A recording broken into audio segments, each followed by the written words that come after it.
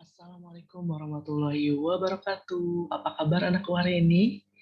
Semoga kalian selalu dalam keadaan sehat walafiat ya. Semangat belajar hari ini. Kembali lagi bersama Pak Jejem di pembelajaran kelas 5. Nah, hari ini kita sudah masuk ke tema baru ya. Tema 5F tentang panas dan perpindahannya. Tematik 5F hari ini kita akan belajar subtema 1. Sudah siap? Sebelum pembelajaran dimulai, mari kita berdoa sesuai dengan kepercayaannya masing-masing. Berdoa dipersilahkan.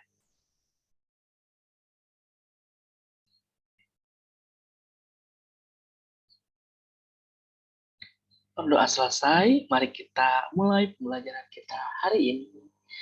Hari ini kita akan membahas tentang suhu dan kalor, kemudian kita akan membahas teks eksplanasi, kita akan membahas hak dan kewajiban, kita akan membahas interaksi manusia dengan lingkungannya, dan yang terakhir kita akan membahas tangga nada. Nah, baik yang pertama yaitu suhu dan kalor. Atau untuk materi pertama ini bisa kita sebut tentang perpindahan panas ya. Nah, coba anak-anakku perhatikan gambar yang ada di layar kalian. Itu gambar apa ya? Betul ya, gambar shape yang lagi masak. Nah, kira-kira kalau shape tersebut tidak punya sumber energi panas atau api ya, kalau shape yang ini menggunakan api untuk memasak, kalau apinya tidak ada, apa yang akan terjadi? Ayo dijawab ya. Nah, makanan yang dimasak itu tidak akan matang, gitu ya. Makanya ini sangat penting sumber energi, salah satunya energi panas itu sangat penting ya bagi kehidupan kita sehari-hari. Nah, sumber energi panas terbesar di bumi ini apa? Ada yang tahu? Apa? Betul, matahari ya. Nah, sumber energi panas ya yang akan kita bahas itu ada beberapa jenis sumber energi panas. Yang pertama itu yang paling besar adalah matahari.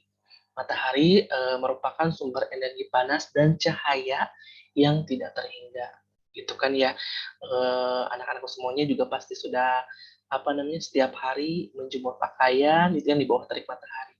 Bayangkan kalau mataharinya tidak ada, jemuran kita bisa nggak kering-kering ya kalau tidak dijemur. Oke. Nah, yang kedua, sumber energi panas yang kedua yaitu api. Nah, api itu cahaya dan panas yang dikeluarkan bila sesuatu terbakar. Nah, yang ketiga, sumber energi panas lainnya yaitu listrik. Listrik itu seperangkat rangkaian elektronik yang menghasilkan listrik ya. Nah, listrik ini bisa diubah menjadi energi panas gitu. Nah, yang keempat, sumber energi panas itu bisa disebabkan karena gesekan. Gesekan dua benda yang nantinya dapat menghasilkan panas. Nah, kita coba ya. Coba gesekan kedua tangan kita, terus digesek. Apa yang kalian rasakan? Apakah tangan kalian semakin panas? Terasa panas tidak? Nah, kalau semakin kita digesek, lama-lama tangan kita akan panas ya. Nah, itulah hal yang terjadi. Dulu, zaman purbakala, untuk mendapatkan api itu dengan cara menggesekkan kayu. Ya, sampai akhirnya nanti muncul api dan nantinya jadi sumber energi panas untuk manusia, Kak. Manusia ya, untuk memasak dan lain sebagainya. Nah, sumber energi yang terakhir yaitu panas bumi. Panas bumi ini panas yang tersimpan di dalam bumi, gitu kan ya. Kalau kita lihat di dalam bumi itu tersimpan panas bumi. Nah, Indonesia ternyata termasuk ke dalam eh, yang memiliki panas bumi yang paling banyak. Kenapa coba? Karena di Indonesia bisa dilihat ya, banyak sekali gunung berapi yang ada di Indonesia. Nah, salah satunya itu adalah, penyimpan, sumber energi panas yang ada di dalam bumi, gitu. Itu ya, sumber-sumber energi panas. Nah, terus kita bahas tentang suhu dan kalor. Nah, ada yang tahu suhu itu apa? Suhu adalah tingkat atau derajat panas suatu benda. Nah, maka disebut suhu ya. Misal, Pak Jejen itu mau ngukur berapa ya suhu tubuh Pak Jejen, gitu kan ya. Nah, Pak Jejen menggunakan, ayo ada yang tahu alat untuk mengukur suhu? Termometer ya. Nah, termometer alat untuk mengukur suhu nih, Pak Jejem, diukur menggunakan termometer. Kalau di sekolah ada namanya termogan ya sekarang gitu. Setiap, mau masuk sekolah dicek dulu suhunya gitu. Berapa? Oh, 35 derajat Celcius gitu ya. Nah, suhu ini ingat ya, suhu adalah tingkat atau derajat panas suatu benda. Nah, kalau kalor itu merupakan, salah satu jenis energi yang dapat dipindahkan dari satu benda ke benda yang lainnya karena perubahan suhu. Nah, kalor sama suhu sama nggak? Beda ya. Nah, kalor itu persamaan kata dari panas, gitu kan ya. Nah, panas ini bisa, mengalirkan energi atau dapat dipindahkan gitu ya energinya dari benda yang pertama ke benda yang lain karena perubahan suhu. Seperti apa? Mari kita bahas ya. Nah, sebelum ke sana kita bahas dulu nih alat ukur. Alat ukur suhu itu termometer. Alat ukur kalor itu kita bisa mengukur dengan kalorimeter. Ada yang udah pernah lihat kalorimeter itu seperti apa? Nah, ini ada ya di tampilan gambarnya. Kalorimeter itu seperti ini. Nah, kemudian kita bahas tentang satuan. Satuan suhu atau suhu suatu benda biasanya dinyatakan dalam derajat Celcius ya. Selain Celcius, satuan suhu juga bisa ada Kelvin, ada Fahrenheit, dan juga ada Reaumur. Tergantung anak-anakku semuanya mengukur suhunya menggunakan skala yang mana. Nah, pada skala Celcius atau skala 0 derajat itu adalah suhu air membeku. Nah, anak-anakku pernah melihat air beku yang jadi es. Nah, ketika suhunya sudah mencapai 0 derajat, si air tersebut akan membeku. Nah, kemudian pada kondisi 100 derajat Celcius adalah suhu saat air mendidih. Nah, anak-anak semuanya pernah memasak air. Nah, ada nanti kondisinya itu airnya mendidih. Nah, pada saat air mendidih itu suhunya itu sebesar 100 derajat Celcius. Anak-anakku bisa coba ya nanti percobaan ukur suhu air rebusan. Nah, betul tidak ketika airnya mendidih itu suhunya 100 derajat Celcius gitu. Nah, kalau kalor yang alat ukurnya kalorimeter itu digunakan untuk mengukur kalor ya, sehingga satuan yang digunakan itu adalah kalor atau kal. Nah, misal sebuah bejana memiliki kapasitas kalor sebesar 50 kal atau 50 K.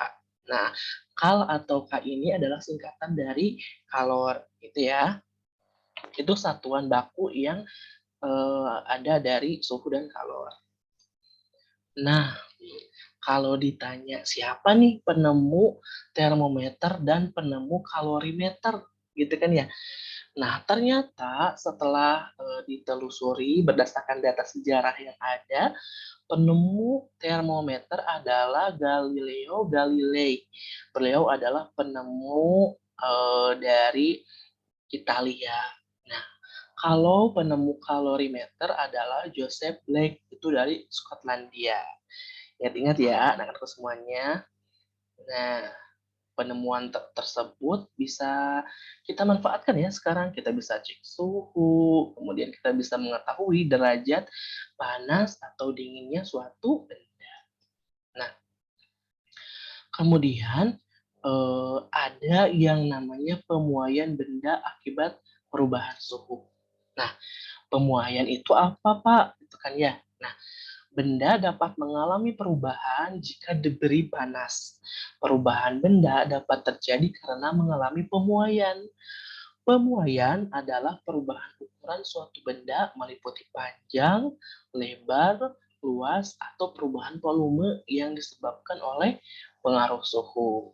Nah, jadi pemuaian itu apa?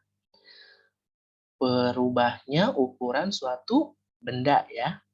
Nah, meliputi panjang, lebar, dan luas. Akibat apa? Akibat pengaruh suhu. Nah, contoh-contoh atau peristiwa pemuaian yang ada di lingkungan kita itu salah satunya yang pertama nih, pada termometer. Nah, pada termometer yang menggunakan zat cair, biasanya zat cair yang ada di termometer itu antara alkohol sama air raksa. Nah, zat cair dalam mengalami pemuaian, itu bisa terjadi ya. Nah, ketika suhu meningkat, air raksa akan naik dan menunjukkan angka atau suhu.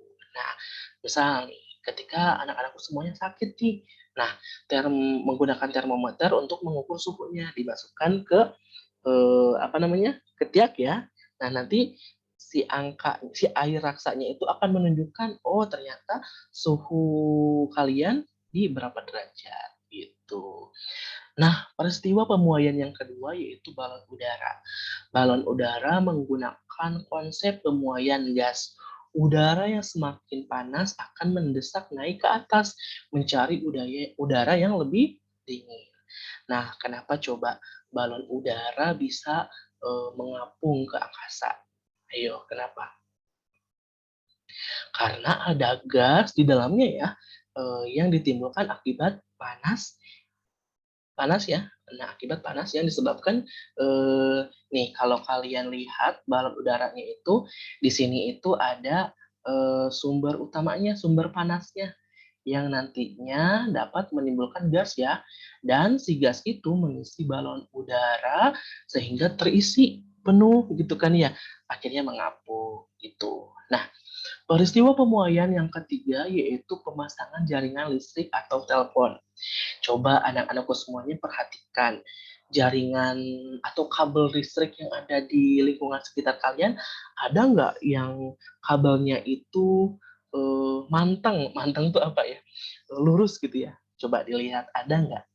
Sepertinya tidak ada ya, karena pemasangan kabel itu akan longgar gitu kan ya. Kenapa coba pemasangan kabel harus longgar? Karena ternyata pemasangan kabel-kabel jaringan listrik dilakukan dengan longgar atau kendur itu untuk mengantisipasi memanjangnya kabel pada siang hari karena pemuaian. Kenapa coba? Karena matahari kan panas ya. Nah, ketika apa namanya kabel-kabel itu terkena panas, maka akan terjadinya pemuaian gitu. Kalau kabelnya tidak longgar, apa yang terjadi? Kabelnya bisa putus atau bisa terjadinya konsleting sehingga mengganggu alur listrik ya yang akan kita gunakan gitu. Nah, yang selanjutnya itu adalah pemasangan kaca. Coba perhatikan pemasangan kaca di rumah kalian. Apakah pemasangan kacanya ada ruang apa ya? Ruang kecil untuk kacanya eh, jarak gitu ya. Nah, coba diperhatikan. Kaca akan pecah pada saat mengalami pemuaian jika tidak ada jarak atau ruang pada bagian tepinya. Nah, biasanya para pembangun rumah itu membuat jarak pada kaca ya, agar ketika nanti memuai tidak pecah gitu. Nah, begitupun dengan keramik, anak-anakku semuanya. Pemasangan keramik itu diberi jarak agar pada saat pemuaian itu tidak terjadi retak atau pecah. Nah, contoh yang selanjutnya masih banyak ya. Contoh yang selanjutnya yaitu sambungan rel kereta api. Nah, coba diperhatikan kenapa ya sambungan rel kereta api itu ada jaraknya. Nah, pemasangan dibuat bercelah agar rel tidak bengkok ya apabila mengalami pemuaian. Nah, kalau tidak ada celah di antara rel itu, maka kalau terjadi pemuaian akan bengkok ke atas gitu. Jadi tidak ada ruang untuk memuai gitu. Nah, peristiwa pemuaian yang selanjutnya yaitu sambungan pada jembatan. Sama ya, diberikan apa namanya? Sambungan ini berguna untuk ruang pemuaian pada jembatan. Nah, ini nih yang terakhir, peristiwa pemuaian yang terakhir, itu pada saat pengisian udara pada ban, baik itu ban mobil, ban motor, ban sepeda, gitu kan ya. Nah, jangan mengisi ban dengan udara yang full, dengan udara yang penuh sampai keras, gitu kan ya. Nah, kenapa jangan mengisi udara terlalu banyak pada ban? Karena dapat terjadi ban meletus gitu kan ya ketika siang hari pada saat ban mengalami pemuaian. Eh, apa namanya, sinar matahari yang panas, kemudian kita menggunakan ban tersebut gitu ya dalam kendaraan. Nah, akhirnya kalau kebanyakan udara di dalam ban tersebut, maka kemungkinan akan terjadi bannya meletup. Itu ya, itu adalah contoh-contoh peristiwa pemuaian.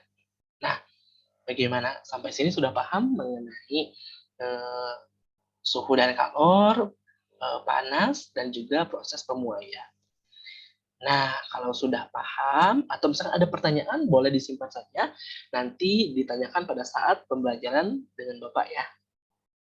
Nah, yang selanjutnya kita akan membahas tentang teks eksplanasi. Sebelumnya ada yang tahu teks eksplanasi itu apa? Nah, coba kalian buka buku tematik 5F halaman 3 yang berjudul Sumber Energi Panas. Nah, itu adalah teks atau contoh teks eksplanasi.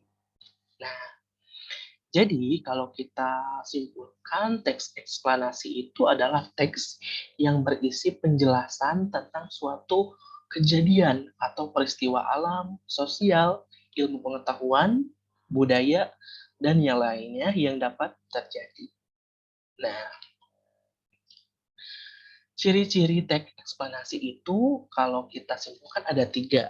Yang pertama, memiliki struktur teks, ya.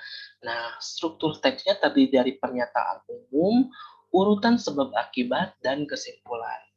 Kemudian memuat fakta. Nah, berisi informasi berdasarkan fakta atau faktual ya, berdasarkan data-data yang ada. Nah, yang ketiga, bersifat ilmiah. Fakta yang terkandung memuat informasi yang bersifat ilmiah atau keilmuan, gitu ya. Nah, itulah ciri-ciri teks eksplanasi. Nah, bagaimana? Eh, sudah paham belum? Nah, kalau belum, silahkan nanti anak-anak semuanya untuk lebih memahami tentang teks eksplanasi, silahkan dibaca teks yang berjudul Suhu dan Kalor. Samakah? Gitu kan ya. Halaman 13 buku tematik 5Q. Coba nanti dianalisis apakah betul memiliki struktur teks dari pernyataan umum, urutan sebab akibat, dan kesimpulan. Kemudian dilihat apakah faktanya ada, dan dilihat juga apakah data yang terkandung itu bersifat ilmiah atau tidak. Tuh. Nah, selanjutnya kita akan berbicara tentang hak dan kewajiban. Nah, setiap anak memiliki hak dan kewajiban. Selain diatur dalam undang-undang, hak anak juga diatur dalam konvensi hak anak. Kalian pernah mendengar konvensi hak anak? Ada yang pernah? Belum ya? Nah, jadi apa konvensi hak anak itu? Nah, mari kita cari tahu bersama-sama. Konvensi hak anak merupakan wujud nyata atas perlindungan terhadap anak agar hidup anak menjadi lebih baik. Nah, Konvensi Hak Anak disahkan di Indonesia tahun 1990. Nah, jadi konvensi anak itu apa? Wujud nyata atas perlindungan terhadap anak. Agar apa? Agar anak hidup menjadi lebih baik. Nah, Konvensi Hak Anak ini merupakan perjanjian hukum internasional tentang hak-hak anak. Konvensi hak anak ini bersifat mengikat, artinya disepakati oleh suatu negara. Nah, konvensi hak anak disepakati oleh Majelis Umum Perserikatan Bangsa-Bangsa atau PBB pada tanggal 20 September 1990. Jadi kalau ditanya siapakah yang mengesahkan Konvensi Anak? Jawabannya adalah Majelis Umum Perserikatan Bangsa-Bangsa atau PBB 20 September 1990. Nah, hak-hak apa saja sih yang ada di Konvensi Hak Anak? Ayo, ada yang bisa nebak? Nah, ada 5 ya konvensi hak anak. Yang pertama, hak atas kebebasan sipil. Apa? Artinya, hak untuk memiliki identitas dan kewarganegaraan, hak atas kebebasan berpikir dan menyampaikan pendapat. Kalian sudah memiliki NIK atau nomor induk keluarga? Nah, kalau belum tahu silakan ditanyakan ke ayah bundanya ya.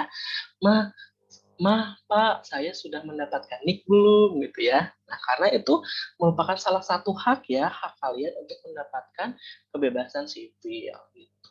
Nah, yang kedua, hak atas lingkungan keluarga. Kalian berhak ya untuk diasuh oleh orang tua.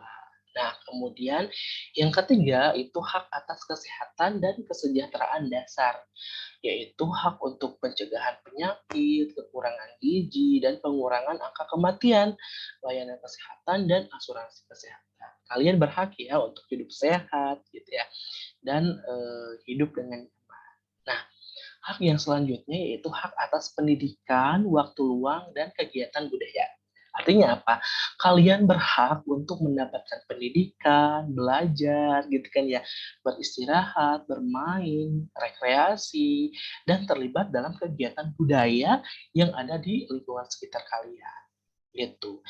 Nah, yang terakhir adalah hak atas perlindungan khusus, yaitu perlindungan khusus bagi kelompok anak tertentu seperti pengungsi, korban bencana, dan lain sebagainya. Anak-anak tersebut mendapatkan perlindungan hak ya, dan harus kita bantu, gitu. Nah, selanjutnya kita akan berbicara, tadi kan tentang hak ya, sekarang kita berbicara tentang tanggung jawab sebagai warga negara, nih. Tanggung jawab warga negara terhadap negara adalah melaksanakan kewajiban dan hak sebagai warga negara sesuai dengan Undang-Undang Dasar Negara Republik Indonesia tahun 1945 dan aturan yang berlaku lainnya. Nah, perwujudan tanggung jawab warga negara terhadap negara dan bangsa diantaranya itu yang pertama nih, memahami dan mengamalkan ideologi nasional Indonesia, yaitu Pancasila. Yang kedua, menjaga dan memelihara nama baik bangsa dan negara di mata dunia internasional. Nah, yang ketiga, menjaga persatuan dan kesatuan bangsa. Yang keempat, membina solidaritas sosial bagi sesama warga. Dan yang terakhir, yaitu meningkatkan wawasan kebangsaan. Nah, inilah tanggung jawab yang harus kita laksanakan sebagai warga negara Indonesia. Seperti itu. Gitu ya. Nah, selain tanggung jawab, hak dan tanggung jawab kita sebagai warga negara Indonesia. Nah, kita juga ini nih ada namanya interaksi manusia dengan lingkungannya. Mari kita bahas ya. Nah, coba kalian perhatikan. Ini gambar apa? Ada gambar seorang petani, dua orang petani yang sedang menanam padi. Di mana? Di sawah ya.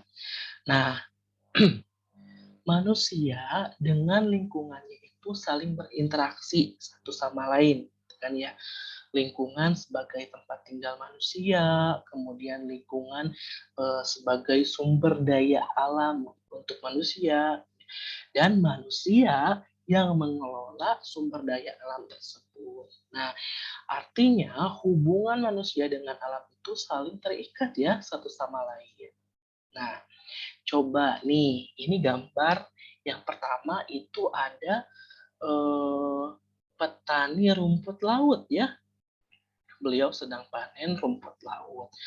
Artinya ternyata di laut juga bisa ya bercocok tanam, yaitu rumput laut. Nah, yang gambar sebelahnya itu menanam sawi, gitu kan ya. Nah, interaksi manusia kedua ini, gambar ini ya, ini berkaitan dengan, kegiatan ekonomi. Kenapa coba? Kegiatan ekonomi apa? Kegiatan ekonomi itu segala sesuatu yang dilakukan gitu kan ya, untuk memenuhi kebutuhan hidup masing-masing. Nah, dari sawi, kemudian rumput laut, itu ditanam, kemudian dipanen, dan hasilnya itu dijual, gitu kan ya. Dan akhirnya para petani ini menghasilkan, penghasilnya sendiri gitu ya, mendapatkan uang, atau mendapatkan kebutuhan ya, dari hasil menanam sayuran dan tumbuhan-tumbuhan lain-lainnya, gitu. Nah, coba ini perhatikan gambar yang selanjutnya. Gambar yang pertama itu, penebangan liar ya, hutan gundul, dan yang satunya lagi yaitu pencemaran lingkungan. Ternyata interaksi manusia dengan lingkungannya tidak selamanya positif. Sekarang banyak sekali interaksi manusia dengan lingkungannya yang negatif. Salah satunya yaitu penebangan hutan secara liar gitu kan ya. Kemudian ini pencemaran lingkungan. Nah, apa yang akan terjadi ketika manusia tidak membenahi hal ini? Artinya manusia terus melakukan kerusakan alam. Apa yang terjadi? Alam akan rusak ya, alam akan rusak dan manusia juga akan kehilangan alam yang begitu indahnya gitu ya. Nah, maka dari itu mari kita sama-sama untuk menjaga lingkungan kita dan kita, apa ya, menjadi orang yang lebih baik lagi gitu ya, dengan menjaga lingkungan-lingkungan yang ada di sekitar kita. Minimal dengan, membuang sampah pada tempatnya gitu kan ya, dan, berperilaku sederhana, gitu. Nah, yang terakhir nih, yaitu tangga nada. Masih ingat tangga nada? Tangga nada merupakan susunan berjenjang dari nada-nada pokok suatu sistem nada, mulai dari salah satu nada dasar sampai dengan nada oktavnya. Misalnya do, re, mi, fa, sol, la, si, do. Kembali lagi ke do. Nah, kalau berdasarkan jenisnya, tangga nada itu ada tangga nada diatonis dan juga ada pentatonis. Kalau nada diatonis itu tangga nada yang tersusun dari 7 nada pokok. Do, re, mi, fa, sol, la, si. Nah, memiliki 2 jarak atau interval nada, yaitu 1,5. Contoh alat musiknya yaitu organ dan piano. Nah, jenis tangga nada yang kedua yaitu pentatonis. Tangga nada yang hanya memakai 5 nada pokok. Kalau Bapak tanya, apa perbedaan tangga nada diatonis dan pentatonis? Kalau tangga nada diatonis itu menggunakan 7 nada pokok, kalau pentatonis menggunakan 5 nada pokok. Itu kan ya. Contoh alat musik dari pentatonis yaitu gamelan. Nah, atau musik tradisional ya. Nah, Pak, saya masih bingung nih membedakan antara tangga nada diatonis dengan pentatonis. Nah, mari kita bahas. Nah, tangga nada diatonis itu terbagi dua ya, diatonis mayor sama minor. Diatonis mayor itu terkesan bersemangat, lincah, dan gembira. Nah, ingat ada berapa nada? Ada 7 ya. Do, re, mi, fa, sol, la, si. Do. Nah, balik lagi ke do. Nah, kemudian yang kedua ada diatonis minor, itu terkesan sedih, tenang, dan halus. Nah, pentatonis juga sama nih, dibagi menjadi 2 jenis, ada slendro dan pelog. Nah, kalau slendro terkesan bersemangat, lincah, dan gembira. Ya, artinya apa? Artinya ini hampir mirip nih, slendro itu dengan mayor. Nah, kalau pelog itu sama dengan minor, terkesan sedih, tenang, dan halus, gitu ya. Nah, ingat, kalau pentatonis itu slendro dan pelog ya. Slendro, nada yang digunakannya ada do, re, mi, sol, sama la. Nah, kalau pelog, nada yang digunakannya yaitu do, mi, fa, sol, sama si. Ingat-ingat ya.